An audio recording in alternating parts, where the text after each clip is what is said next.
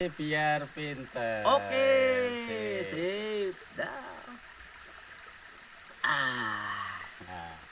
Nah, gimana Mbak? Gimana Nah, Mbak? ini kan udah masuk ya.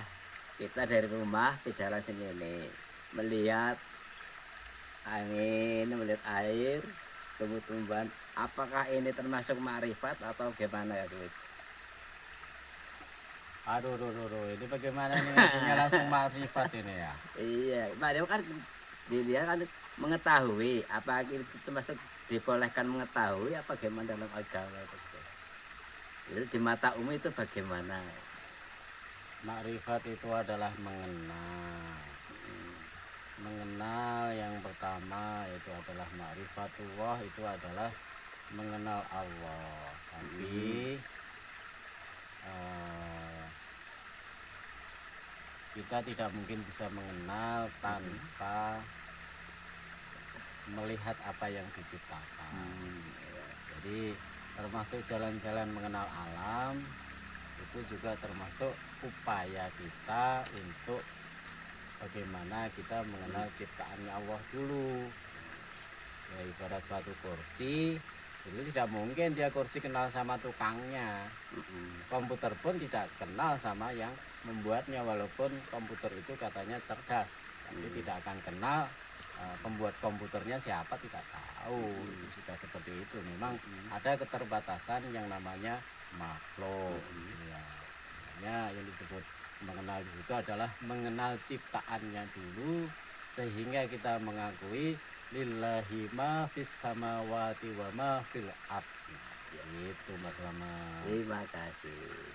Nah terus caranya kan pertama kan mengenal lah, caranya mendekatkan kepada Allah itu gimana itu? Kan sudah melihat dari rumah sini, lihat air, lihat kali, lihat tumbuh-tumbuhan. Itu apa ciri-cirinya sudah mendekat kepada Allah apa gimana Gus? Belum, itu baru upaya. Kita itu sedang berupaya mengenal ciptaannya dulu. Masih Kemudian kita kalau sudah mengenal ciptaannya, baru kita itu mengakui. Hati kita, pikiran kita itu mengakui adanya keberadaan pencipta. Karena tidak mungkin ada sesuatu yang sudah diciptakan tanpa ada penyebabnya. Nah, gitu loh. Makanya kita harus mengenal dulu apa yang diciptakan, karena dari situlah kita nanti insya Allah, ya tentu dengan izin Allah sendiri, kita akan bisa mengenal yang menciptakan. Tapi kalau kita tidak kenal apa yang diciptakan tanpa kesadaran, ya tentu nggak akan bisa mengenal sang pencipta. Gitu Mas Mama. Jadi itu menanti dengan hidayahnya Allah ya Bu ya. Ya tidak selalu dengan hidayah, kita kan sudah dibekali dengan akal pikiran kita. Berarti kita harus berusaha memikir. Memikir, makanya afala takilun kan. Afala takilun itu siapa sih yang membuat bumi ini, siapa yang membuat sungai, kan pasti ada penciptanya, tidak serta merta itu berdiri sendiri. Goblok saja saya. Ya nggak goblok, cuman ya semuanya butuh proses lah. Semuanya butuh proses, bahwa kita selalu harus belajar dan belajar gitu. Karena belajar itu juga dari ayat Allah yang sifatnya tertulis seperti Quran yang sudah ditulis, karena Quran sendiri dulu juga tidak ditulis sama seperti ilmu matematika dulu juga nggak ditulis sama, tapi kan dari penelitian, dari orang berpikir, sehingga itu bisa ditulis, dibukukan, sehingga mudah untuk dipelajari gitu. Nah terus untuk membedakan ciptanya Allah dengan ciptaannya manusia itu letaknya di mana tuh, supaya kita selaku orang awam itu bisa membedakan dan bisa menambah hakikatnya kepada Allah itu, caranya gimana itu? Ya itu tadi, kita berdasarkan pengamatan kita. Kita harus tumbuh kesadaran setelah melihat sesuatu yang ada di depan kita, itu tidak semata-mata terjadi tanpa ada yang menciptakan. Makanya di situ ada apa ya namanya, yang disebut ilmu hakikat. Ya, sebetulnya kalau untuk makrifat itu sudah terlalu jauh, walaupun secara alur kita ada beberapa komponen ilmu, yaitu ilmu syariat, ilmu torekot, ilmu hakikat, dan ilmu makrifat. Kalau dulu, nah dulu alurnya untuk para nabi itu ilmu makrifat dulu. Oh, makrifat dulu. Untuk nabi apa gimana Gus? Ya memang untuk nabi itu seperti Nabi Ibrahim. Yang dicari adalah ilmu makrifat dulu. Sampai beliau 6 tahun. Nah, jadi mencari Tuhan itu 6 tahun waktunya. Tidak sebentar. Oh, itu matahari itu Tuhan. Oh, ternyata bukan, ya kan? Oh, itu bulan. Oh, ternyata bukan. Nah, itu karena apa? Ya, kita tidak akan bisa sholat tanpa, ya, artinya kita tidak akan bisa menyembah Tuhan kalau yang Tuhannya sendiri kita tidak tahu, gitu kan. Makanya dicari dulu, mengenal Tuhannya dulu. Nah, itu tidak berlaku untuk para nabi dulu. 6 tahun Gus. Iya, itu kalau nabi itu 6 tahun, Nabi Ibrahim dulu. Ya, jadi Rasulullah sendiri pun dulu juga khalwat di Gua Hira itu bukan sekali, bolak-balik gitu kan. Sehingga sampai dibimbing oleh malaikat Jibril. Makanya di situ juga kalimat ayat yang pertama turun adalah Iqra.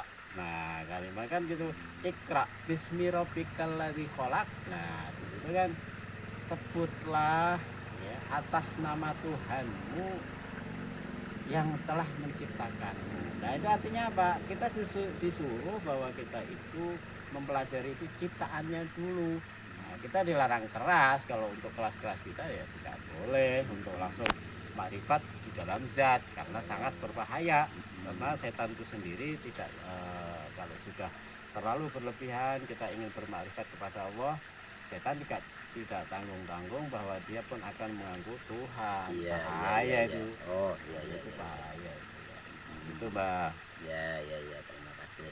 Nah, kan ada seorang awam membicarakan bahwa Tuhan itu ada terletak pada dalam urat nadi. Itu rinciannya itu bagaimana? Nah, kan seorang awam sudah membacakan, sudah mengatakan, sudah mengucapkan bahwa Tuhan tidak lepas dari urat nadi. Nah, kebanyakan itu untuk mengakoni dan untuk mengamalkan, untuk membuktikan merinciannya supaya orang-orang awam itu meyakinkan, itu caranya gimana Gus? Ya tentu karena itu beliau Rasulullah itu kan mengajarkan sesungguhnya Allah itu tidak jauh. Allah itu tidak jauh, bahkan lebih dekat daripada urat nadi kita. Itu artinya apa? Ya selama kita dekat, selama kita ingat. Berarti kaitannya dengan Hati adanya kita, roh ya, pikiran kita. pikiran kita ya. Hati kita, pikiran kita ketika kita ingat kepada Allah, disitulah Allah itu dekat. Tapi kalau kita lupa nggak pernah ingat ya jauh. Yang jadi barometer adalah zikir kita, ingat kita kepada Allah. Ketika kita berzikir, makanya ada kalimat fadkuruni azkurkum. Ya, jadi fadkuruni azkurkum itu ya ketika engkau mengingatku, ya aku akan mengingatmu. Ya, ketika kita itu bertasbih subhanallah, alhamdulillah, ya kita mengingat Allah, dari situ ya Allah mengingat kita. Nah, sama saja seperti orang telepon. Orang telepon ya begitu. Mbak Selamat, halo, assalamualaikum. Nah, Mbak Selamat pun jawab, waalaikumsalam. Nah, disitulah dekat. Ya sama pun Allah. Allah pun ketika kita menyebut asma Allah pun sama Allah juga akan menjawab. Tapi jawaban Allah ya tidak seperti kita telepon, lain lagi. Jangan disamakan seperti itu. Artinya kedekatan seperti di urat nadi kita itu jangan disamakan dengan makhluk lain. Lain ya. Berarti ada kaitannya iman ya Gus ya? Iya, itu di situ iman. Makanya kalau fadkuruni azkurkum itu ya ketika maka kita dekat menyebut asma Allah, Allah pun akan dekat dengan kita. Gitu. Nah, iman itu cenderungnya masuk dalam ilmu tauhid atau ilmu ilmu hakikat Gus? Ya semuanya masuk disebut iman. Itu kan pertama adalah membenarkan dengan hati, sesuai yang diucapkan, Iya. sesuai yang dipikirkan, Iya. ya itu ya dibenarkan. Hmm. Nah nanti setelah dibenarkan baru dilakukan dengan tingkah laku sehari-hari, itulah iman gitu loh. Kalau kita hanya mengucapkan iman saja di mulut tapi hatinya ingkar, ya nggak iman gitu. Misalnya menyebut Allah itu satu tapi dalam Iya. hati pikiran ya semrawut saja Allah itu lebih dari satu, ya naudzubillah. Ya. 10 menit. Berarti sudah jadi antara pikiran dan akal itu faktor untuk menghasilkan iman itu komponennya yang dulu jadi imam itu hati atau akal Gus atau pikiran Gus? Ya kalau yang jangan ditanyain sama akal, itu karena beriringan beda komponen. Beda komponen Yang saling mendukung. Kadang hati dulu yang berjalan, kadang akal kita yang berjalan dulu. Nah itu yang harus disinkron, tidak bisa berdiri sendiri. Tapi kadang pikiran yang harus kontrol hati atau hati yang nyetir pikiran. Karena kedua-duanya komponen yang beda tapi saling berkaitan dan saling mengontrol. Itu orang yang beriman atau apa dalam kalangan umum Gus? Ya semua manusia harus seperti Harus itu. seperti itu. Entah iman atau tidak, ya memang fungsinya akal, hati juga begitu. Cuman kalau yang berkaitan dengan iman itu adalah berkaitan dengan sifat tauhid ketuhanan gitu. Jadi nah kalau mensana incorpore sono, badan yang sehat terdapat pada jiwa yang kuat. Nah jiwa yang kuat itu yang masuk jiwa apa jiwa hati apa jiwa pikiran apa jiwa apa Gus? Itu kan berkaitan dengan komponen manusia yang sifatnya ada lahir dan batin. Gitu ya. Ya itu pun ungkapan itu tidak selamanya benar. Tidak selamanya benar. Tidak selamanya benar. Misalnya kan begini, di dalam badan yang sehat di dalam badan yang sehat terdapat itu jiwa yang sehat pun tidak. Badan yang sehat maling juga banyak, koruptor juga banyak. Itu jiwanya yang sakit. Jiwanya yang sakit gitu. Tapi kalau sesuai dengan ajarannya yang bahkan di Indonesia Raya ciptaannya WR Supratman itu kan yang harus dibangun adalah bangunlah jiwanya dulu. Iya. Bangunlah jiwanya dulu baru bangunlah badannya. Nah gitu. Jadi dua komponen itu harus ada. Kita diajarkan sama Wakil Rudolf Supratman yang bahkan ada di dalam falsafah lagu Indonesia Raya. Yang harus kita bangun adalah jiwanya dulu baru badannya gitu. Kalau berarti, sekarang yang dimaksud Indonesia Raya termasuk bangun jiwa yang sehat ya. Iya, jiwa yang sehat. Jiwa masyarakat, seluruh masyarakat Indonesia jiwa yang sehat. Jangan hanya badannya yang sehat, olahraga yang kenceng, ya maksiatnya juga kenceng. Karena apa? Jiwanya sakit.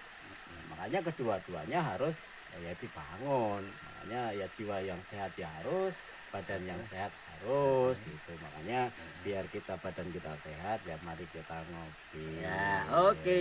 Ya ngopi biar pinter. Mantap, CM.